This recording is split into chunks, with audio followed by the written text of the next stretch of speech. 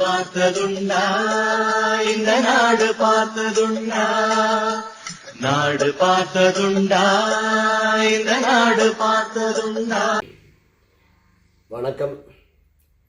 பச்சை தமிழன் நேயர்களுக்கும் உலகெங்கும் வாழக்கூடிய நாடா சமுதாயத்தினருக்கும் என்னுடைய நன்றியும் பாராட்டுகளையும் எடுத்துக்கொண்டு இந்த கருத்தை நான் உங்களுக்கு பிரதிபலிக்கிறேன். உலகத்திலேயே எல்லா ஜாதியினரும் அந்தந்த ஜாதியினருக்கு பிறப்பித்திருக்கிறார்கள். நாடா சமுதாயத்தினர் மட்டும் இறைவனால் உருவாக்கப்பட்டவர்கள், கடவுளின் பிள்ளைகள். கடவுள் தான் அவர்களை நம்மை உருவாக்கினார். சப்த கன்னிமார் 7 பேருக்கு பிறந்தவர்கள், அதாவது கிருஷ்ணருடைய பிள்ளைகள் நாடா சமுதாயத்தினர். இந்த நாடா சமுதாயத்தினர் இறைவன் காலத்திலே வாழ்ந்து கொண்டு இருக்கிறார்கள். அது மட்டுமல்லாது இவர்களுக்கென்று ஒரு தனித்தன்மை இருக்கிறது. அரச பரம்பரையினராக வாழ்ந்தார்கள். நாயன்மார்களிலே நாடா இருக்கிறார்கள். இன்னும் சொல்லப்போனால் இன்னும் நிறைய பெரிய பெரிய பொறுப்புகளிலே இருக்கிறார்கள். மன்னர்களாக நாடா இருக்கிறார்கள்.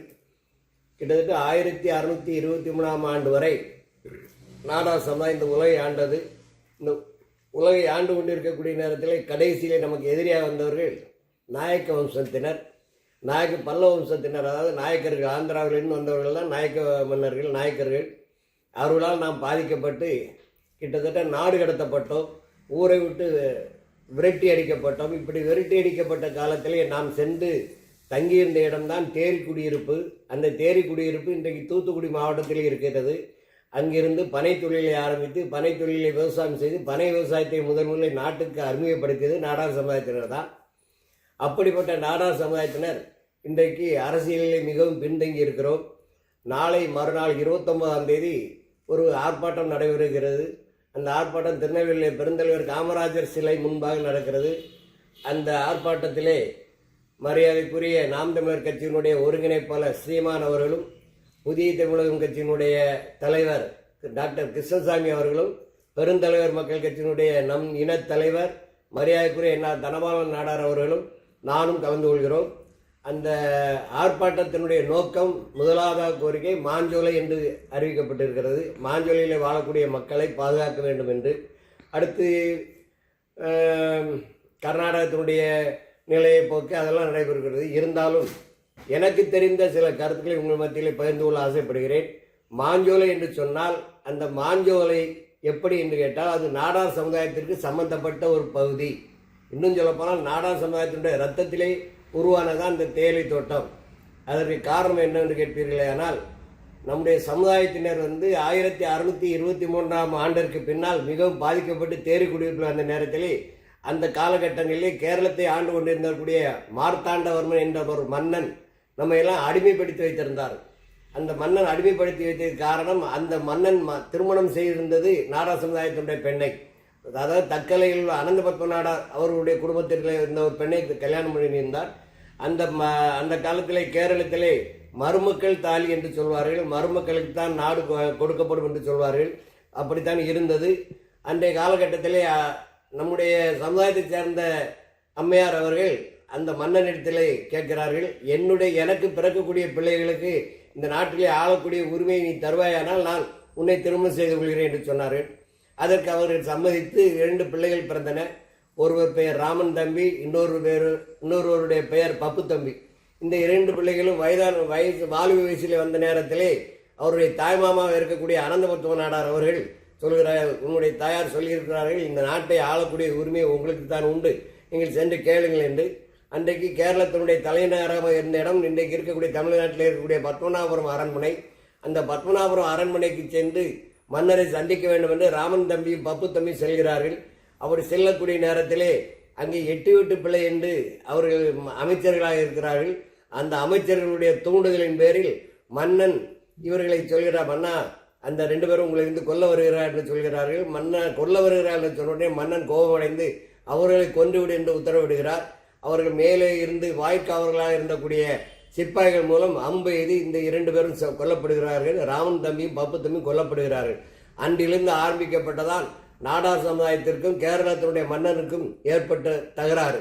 அந்த தகராறு நீண்ட நெடுங்காலமாக இருந்து கொண்டிருக்கிறது.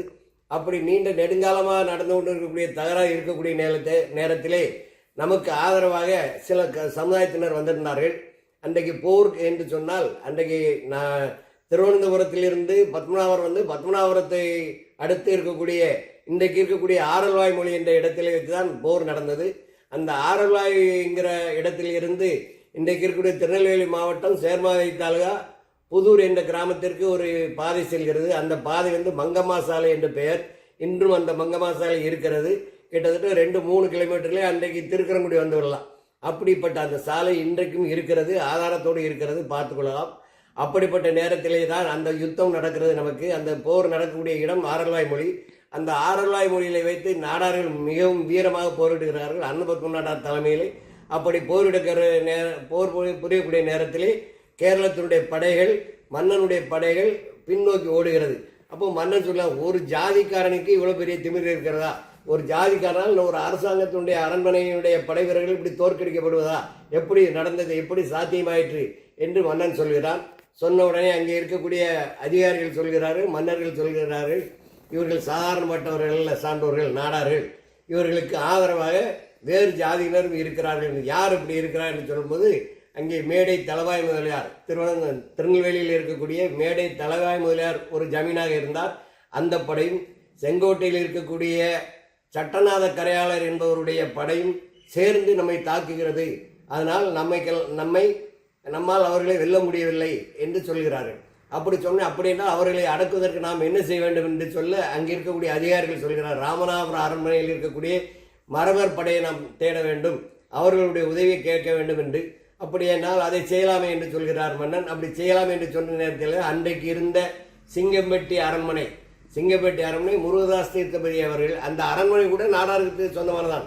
ஒரு காலத்தில் வந்து வலங்கையர்கள் இடைஞர்கள் என்று வாழ்ந்தார்கள். அந்த இருவருக்கும் தகராறு உருவாக்கி அது தேவர் சமுதாயத்தில் சென்று விட்டது.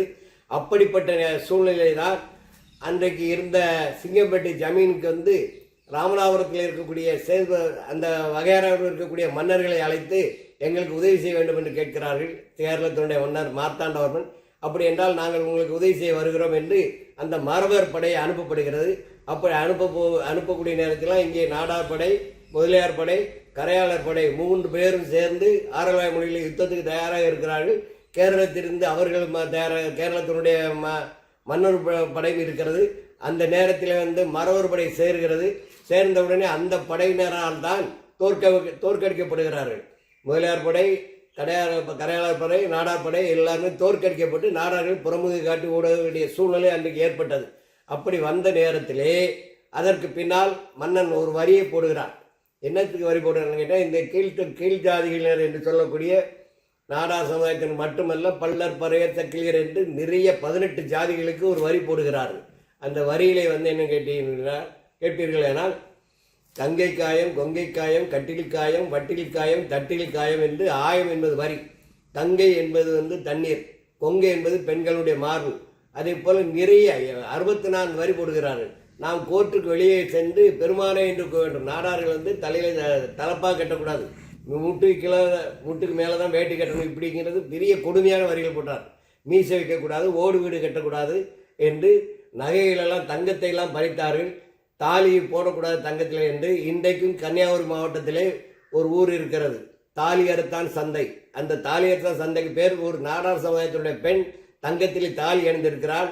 அந்த தாலியை அவன் மன்னனுடைய படையினுடைய காவலன் குதிரையை வந்து அந்த தாலியை ஈட்டியால் எடுத்து அறுக்கிறான். அறுத்த உடனே தான் அந்த தாலி அந்து போகிறது.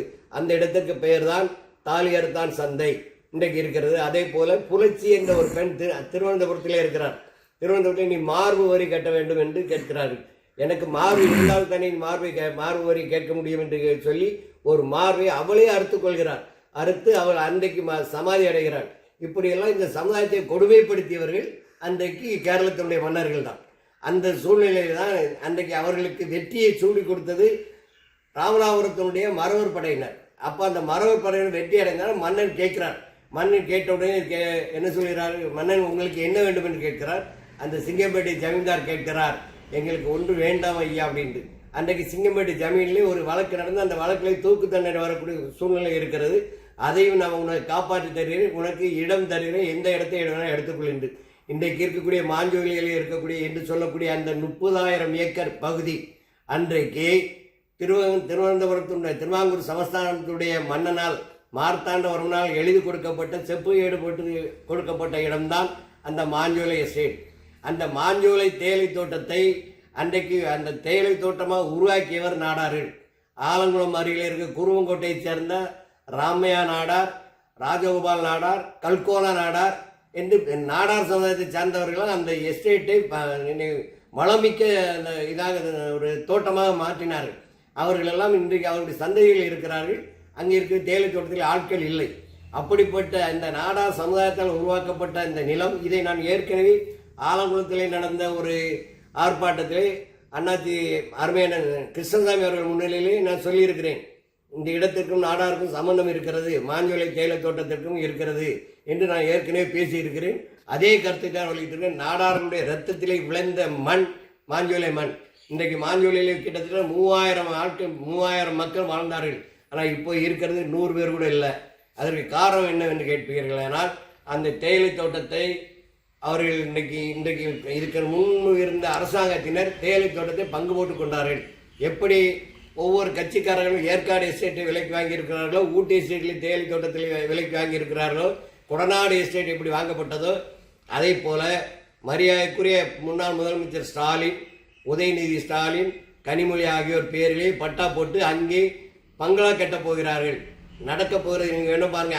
99 வருஷம் இந்த குத்தகை கொடுத்துருக்காங்க. சிங்கப்பட்டி ஜமீன் 99 வருஷத்திற்கு அரசாங்கத்திலிருந்து வாங்கியிருக்காங்க. ஆனால் அதுக்கு இன்னும் 2 வருஷம் இருக்குது. 2 வருஷத்துக்கு முன்னாடியே அவங்க காலி பண்ணுறாங்க. அதற்கு என்ன காரணம்? அவர்கள் அந்த கடைசி காலத்தில் அங்கே வாழ வேண்டும், இயற்கையோடு வாழ வேண்டும் என்று இன்றைக்கு அதை செய்திருக்கார்கள். 3 குடும்பத்தினர் வாழ்வதற்காக 3000 குடும்பத்தை அளித்திருக்கிறார்கள். அதுவும் கடந்த காலத்தினுடைய ஆட்சியில் இருந்தவர்கள் திமுக காரர்கள். ஆக இந்த சூழ்நிலை தான் காரணம். இன்னைக்கு மாஞ்சோலையில் இருக்கக்கூடிய மக்களை விரட்டி அடிப்பதற்கு அல்லது அவருடைய வாழ்வாதாரத்தை கெடுத்ததற்கு காரணம் பழைய காலம்தான். ஆக இதில் முழுக்க நாடார் சமுதாயம் தான் அதில் முன்னணியிலே இருக்கிறது. ஆக இந்த சமுதாயத்தை பழிவாங்க வேண்டும் என்ற ஒரே நோக்கத்தோடு தான் இன்றைக்கு உள்ள அரசாங்கம் செயல்பட்டு கொண்டிருக்கிறது. கடந்த அரசாங்கம் செயல்பட்டு இருக்கிறது. அதை இந்த அரசாங்கம் பார்த்து கொண்டிருக்கிறது. இன்றைக்கு வந்திருக்கக்கூடிய மரியாதைக்குரிய சகோதரர் விஜய் அவர்கள் இதை பற்றி இதுவரைக்கும் எந்தவித நடவடிக்கை எடுக்கலை. மாஞ்சோலை தேயிலை தோட்டத்தில் தொழிலாளர்கள் எடுக்கலை. அன்றைக்கி 23 பேர் தாமிரபரணி ஆற்றுல வச்சு சுட்டுக் கொல்லப்பட்டாங்க. அதுக்கு ஏதாவது கருத்து தெரிவிச்சிருக்காங்களா? இல்லை. அந்த தேயிலை தோட்டத்தில் வேலை பார்த்த அத்துணை மக்களும் எனக்கு நன்றாக அறிந்தவர்கள் தான். அவ்வளோ பேரும் அறிந்தவர்கள் தான். அவ்வளோ பேரும் கிட்டத்தட்ட தூத்துக்குடி திருநெல்வேலி மாவட்டத்தை சார்ந்தவர்கள் தான். திருநெல்வேலி மாவட்டத்தில் உள்ள மக்கள் தான். கிட்டத்தட்ட அருளாச்சி, ஆலங்குளம், இன்னும் சொல்லப்போனால் பக்கத்தில் கிராமங்களை சார்ந்தவர்கள், அதுவும் அதிகம் பேர் தாழ்த்தப்பட்ட சமுதாயத்தை சார்ந்த மக்கள் தான் வாழ்கிறார்கள். அவர்களுடைய வாழ்வாதாரம் சீரழிந்து விட்டது. அவர்களை கண்டிப்பாக காலி செய்யக்கூடாது. மாஞ்சோலை தேயிலை தோட்டத்திலே இந்த நாடார் சமுதாயத்தினுடைய வாரிசுகள் இன்று வாழ்ந்து கொண்டிருக்கிறார்கள். அவர்களுக்கு அந்த இடங்களை பட்டா போட்டு கொடுக்க வேண்டும். அதை பட்டா போட்டு கொடுக்க மாட்டாது. அங்கே இருக்கக்கூடிய தேயிலை தோட்டத்தினுடைய தொழிலாளர்கள் அத்தனை பேர்களுடைய வாழ்வையும் அவர்களுடைய வளமாக்க வேண்டும். தேயிலை தோட்டத்தில் இருந்து பிறந்தவர்களாக இன்றைக்கு பெரிய ஆட்களாக இருந்து கொண்டிருக்காங்க. சாதாரண கூலி தொழிலாளர்கள் வேலை பார்த்தார்கள். அவங்களாம் காலையில் 6:30 மணிக்கு குளிரில் எந்திரிச்சு யானை, சிறுத்தை, கரடி இந்த மிருகங்களுக்கு மத்தியிலே தான் வாழ்ந்து கொண்டிருந்தார்கள். அவர்கள் அப்படி வாழ்ந்து அந்த இடத்தை சம்பாதித்து கொடுத்தார்கள். ஆனால் இவர்களால் அதை காப்பாற்ற முடியவில்லை. கண்டிப்பாக இந்த அரசாங்கம் கருணை கூர்ந்து நிச்சயமாக அந்த பழைய தேயிலை தோட்ட தொழிலாளர்களுக்கு அந்த இடங்களை பட்டா போட்டு கொடுத்து அவர்களை நீங்கள் கண்டிப்பாக வன இலாக்காவில் ஒப்படைத்து வன இலாக்கா மூலமாக பட்டா போட்டு கண்டிப்பாக கொடுக்க வேண்டும். அப்படி என்றால் தான் அந்த மக்கள் நிம்மதியாக வாழ முடியும். ஆகவே தயவுசெய்து இதை ஒரு வேண்டுகோளாக ஏற்றுக்கொண்டு அரசாங்கம் நடவடிக்கை எடுக்க வேண்டும் என்று கேட்டுக்கொண்டு அமர்கிறேன். நன்றி, வணக்கம்.